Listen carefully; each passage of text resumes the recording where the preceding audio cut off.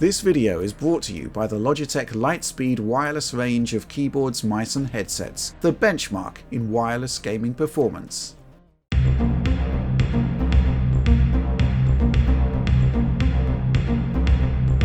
IO Interactive has released the third installment of its Hitman series across a wide variety of platforms, and of course my favorite, the PC. This game is straddling generations here and looking towards the future with a promised ray tracing update for later this year on PC at least. Yet, even in the here and now, the PC version here is offering up some nice upgrades and scalability. In this video today, I will analyze the game's performance, making my usual optimized settings, as well as looking into how Hitman 3 compares on PC GPUs to the Xbox Series X and PS5 in very exact terms. But for visual comparisons, I'll just use the PlayStation 5. In making this video, IO Interactive has nicely furnished us with the exact PC settings for every console the game is running on, so we can get a great idea of how the PC version stacks up next to the consoles without a lot of painstaking work, and we also have the exact settings. But more on that later in the video. First, I want to talk about those settings. When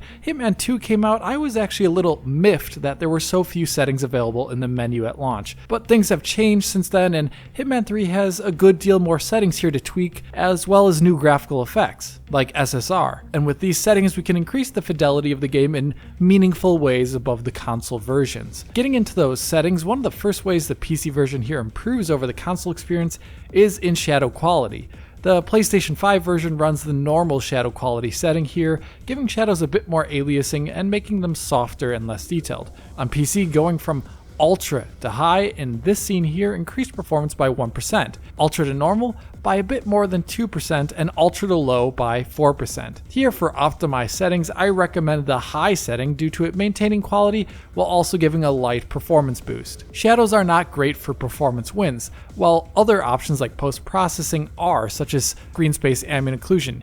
Here going from Ultra to high increases performance by 6%, Ultra to medium by 12%, Ultra to low by 16%, and Ultra to minimum by 20%. Interestingly here, every console version, including the PlayStation 5, is using the minimum setting, which I'm not too great a fan of actually, as it leaves very large halos in the shape of the occluding geometry behind it on the wall. When you move the camera, you can see these shadows move around in an odd way behind objects. As a compromise between the console minimum and the PC Ultra, I recommend the medium setting, which still has a more diffused look and helps avoid this issue that we've seen on minimum. SSR is similar. Going from high to medium with SSR increases the amount of grain they have and lessens detail with an increase in performance of 4%.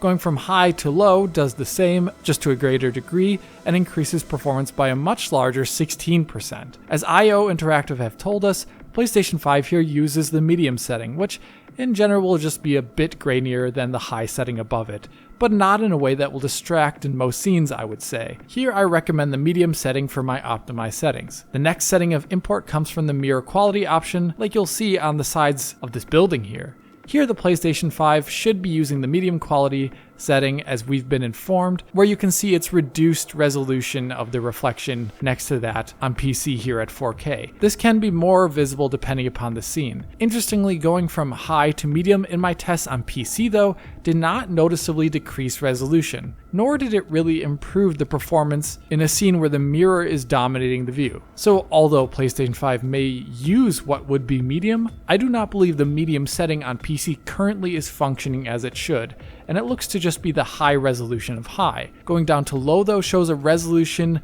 below that which we'll find on PlayStation 5 and increases performance by over 7% over high or medium. Here I would actually recommend the medium setting probably, yet in lieu of it functioning, I will recommend high. The last setting with a large impact on GPU performance is the level of detail setting. Here the PlayStation 5 uses the medium setting on PC, where objects at a distance more readily degrade to lower quality geometry versions. So in this scene here, you can see the struts on the window in the background being less rounded on PlayStation 5 versus the highest setting on PC. Interestingly, these LODs are also included into the shadow maps of the stage, so blockier objects will also show up in shadows. On PC, going from Ultra to high increases performance by 3%, Ultra to medium by 7%, and Ultra to low by 9%.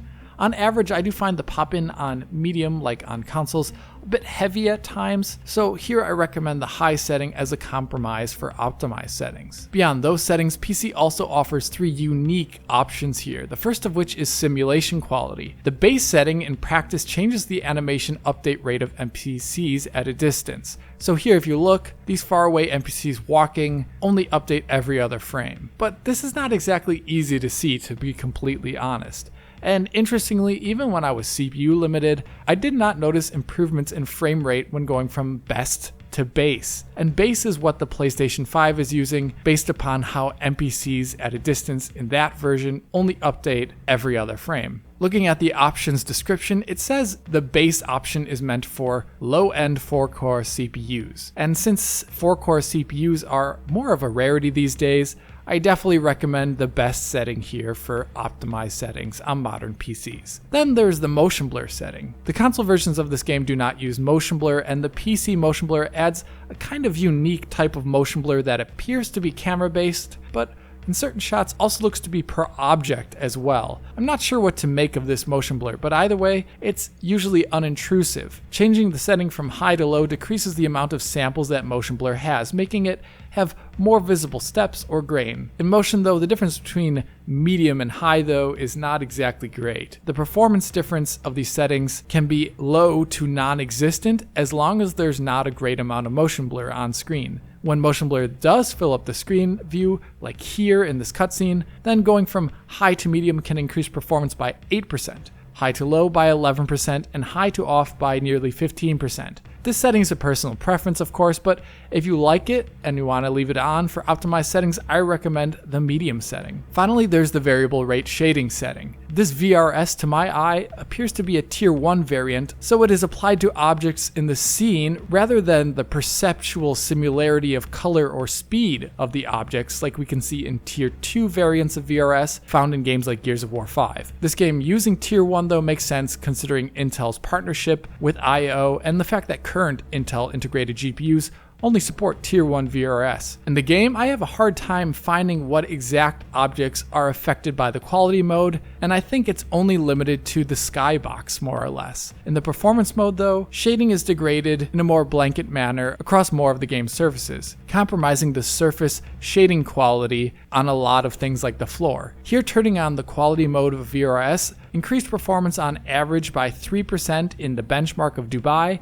on an RTX 2060 Super at 4K using my optimized settings. The performance mode from off increased performance by 5% on average. I find the performance mode rather obvious and genuinely undesirable for dedicated GPUs. But if your GPU should support VRS, then I actually find the quality mode rather acceptable for optimized settings. All in all, looking at our optimized settings, they are similar to the compromises made on consoles like the PlayStation 5, but is set higher in those areas where I believe the quality dropped is not worth the performance gained, like with screen space ambient occlusion, or with the level of detail setting. Using the game's benchmark, and compared to the highest settings in game, I was able to see that optimized settings with VRS in quality mode was performing 17% better on average at 4K on an RTX 2060 Super, and all with genuinely minimal differences in effects and image quality in most views. Still, I think this GPU is better at a resolution that is lower, considering how this benchmark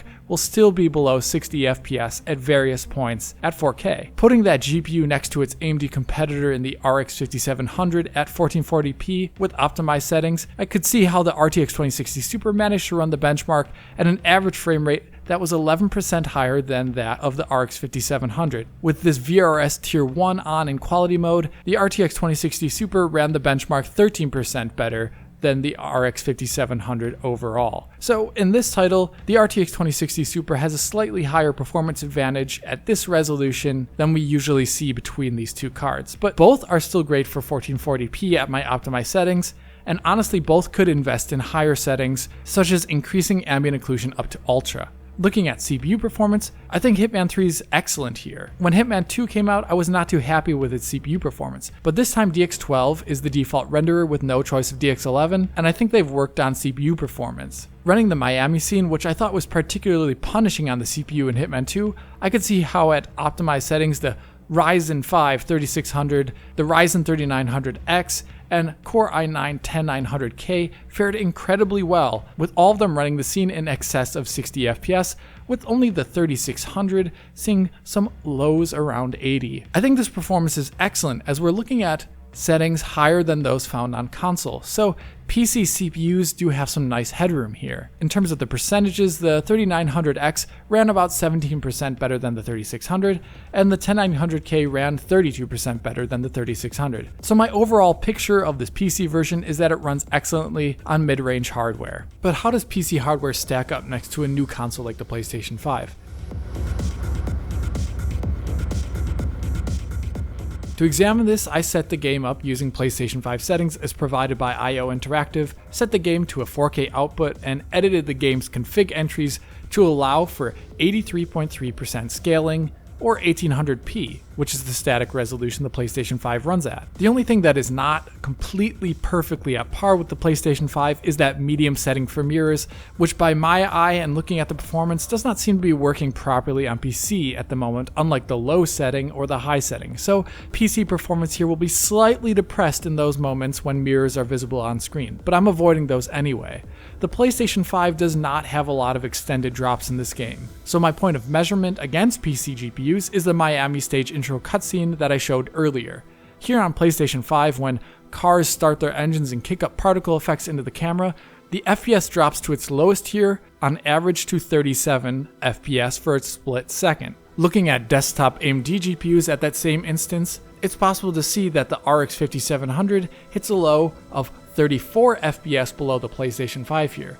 The RX 5700 XT hits a low of 40 above the PlayStation 5 here, and the RX 6800 XT does not even drop a frame from the VSync 60. On the Nvidia side of things, we see the 2060 Super dropping to a low of 39 above the PS5, the 2070 Super to a low of 46 above the PS5, and the 3070 to a low of 55 above the PS5. These are interesting measurements here, as I believe we're looking at a very specific portion of GPU rendering, and that is particle overdraw, which stresses the GPU's bandwidth typically. And in Hitman 3 here, we have an exact settings match for the particle quality, unlike other games such as Call of Duty or Assassin's Creed Valhalla, where we could not degrade particle quality enough on PC to match console settings.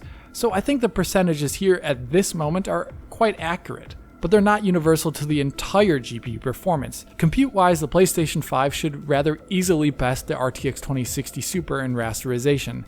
And it does, and this benchmark here in Miami shows it as well in other sections where the PlayStation 5 is doing just fine at 60 FPS, while the RTX 2060 Super at the same settings will see some sputters down to 55 FPS or so. Sadly, VSync is getting in the way in such moments to see how much better the PS5 is actually running than 60 FPS here, but the instance with the cars that I showed off earlier at least gives us a good understanding of memory bandwidth overdraw performance between GPUs and the PlayStation 5. I also took the time to do the same style of test with the Xbox Series X, matching its settings on PC, which are an internal 4K resolution with high shadows, and I found that the Xbox Series X in this moment hits a minimum of 32 FPS. On the AMD side, the RX 5700 scores 81% of the Series X's performance at that moment. 5700 XT 97%, and the 6800 XT 178% of Series X performance. For Nvidia, the 2060 Super scores around 91% of Series X performance at that instance, and the 2070 Super 113%. The 3070 has a slight outlier here, where its performance degraded less at 4K to be 147% of Series X performance. Like the PlayStation 5, I think these numbers are describing memory bandwidth limitations on performance, so other areas of that benchmark show the RTX 2070 Super scaling below the Series X like we would expect it to based upon theoretical numbers. Still, this information that we get from this test is enlightening, as even without the same resolution and settings, we can see how the Series X fares better in comparison to PC GPUs than the PlayStation 5 does, thus going part of the way explaining perhaps why the Series X is running this game at a higher resolution than the PlayStation 5. With these numbers, we can also see how GPUs with less compute yet similar bandwidth, such as the 2060 Super in comparison to the PlayStation 5, how the 2060 Super is coming closer in performance in this instance than might be expected, perhaps pointing to the shared memory bandwidth on consoles between CPU and GPU depressing performance in comparison, which might explain why a number of console games we've seen this generation at its start are using lower resolution particle effects than available on PC. But that's really all I can reasonably say for now. I think the PC version of Hitman 3 is really excellent, and I really look forward to seeing what type of ray tracing they add in the future, as I think a number of levels here in Hitman 3 could really benefit from ray trace reflections. Anyway, if you did like this video, hit that like button and subscribe to the channel. If you're already a subscriber, then hit that little bell in the corner to be informed as soon as Digital Foundry posts a video. If you want to see this video in high quality, support Digital Foundry on Patreon to get years worth of Digital Foundry content available in high quality for download. If you want to talk to me about Hitman 3 on PC, write a comment below or follow me and Digital Foundry on Twitter. And as always, this is Alex, bidding you farewell und auf Wiedersehen.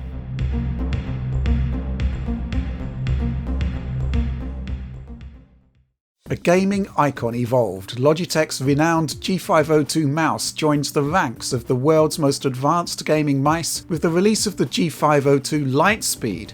Featuring ultra-fast wireless connectivity and reliability, with performance trusted in competition by esports pros. Featuring the next generation Hero 25K sensor and PowerPlay compatibility, this is the ultimate rendition of the celebrated G502 mouse.